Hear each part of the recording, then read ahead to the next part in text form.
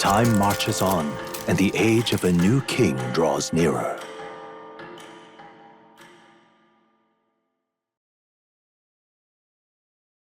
Look at this. It appears the clip of me actually getting ready to leave has been corrupted, but simply, we're taking the 3 days to the trip to the Spire of Blind Faith to see if the Mustari sister is still alive or not. And while we're going there, we will be doing the mission for Juna, as she's very persuasive. And speaking of Juna, I think it's only fair, if I'm doing this for her, I get to read her secret poems. I hope she doesn't mind, but we actually finished reading it, so I got even more courage, which you love to see. The Orbwise Path, a cave on an uninhabited island east of Virga Island, comes into view. An old Mustari custom says the deceased can ascend as guardian deities if their remains are fed to the snakes here. Time passes, lands and peoples change, and the unthinkable becomes sacred tradition. The party arrives with complicated feelings. Giving it some thought?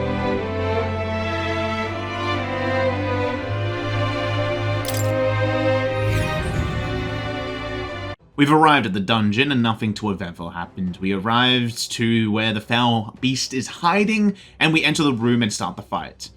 And I won't beat around the bush here, calling this a fight was very generous.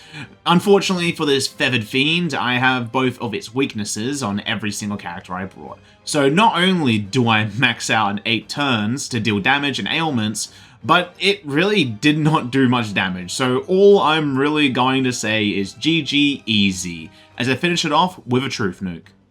Lend me your strength! Don't let up now, Juna! Get him! Burn!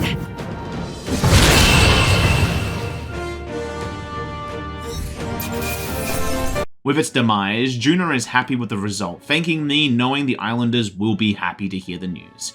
Adding that we should let them know, which I agree with, as mission complete, as I get a boost to my imagination and a boost to my rank with the populace now being 16.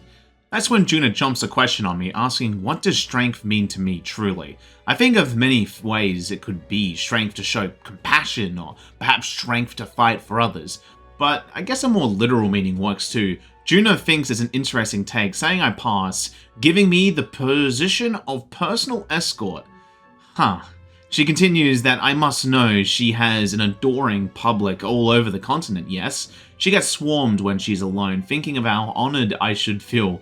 Kidding though, just glad to have me around. As we're putting our lives on the same goal, aren't we? Ah, shit, she's got me. And she says if there's something I want to save, I am willing to risk my life for it. Well, of course, this whole Louise thing is a journey till the end, regardless if we live or die. And finally, she appreciates me fighting with her. She is deadly serious about this escort thing, so let's give it our best shot. With that, we shake hands as a bond starts to form between us. Suddenly, Juna remembers she did promise to teach me some songstress secrets, saying that hardly thinks they're all that impressive. But anyways, all she does is show people the her she wants to be. It's the audience who decides on how they do with that information, and this is what makes her a songstress. It may be cryptic, but I should watch close and see what she means, calling me her good man. That's a tad confusing, but my first job as her escort is to get her out of here, which I guess I can agree on. And soon night approached, and I spend it playing a strategic board game with Hulkenberg. In this game, Hulkenberg has me surrounded by all areas, asking what I would do in a military situation. And I deduce to gather my strength and charge at a single point. Hulkenberg calls it shrewd, but agrees that that is a good way of doing it.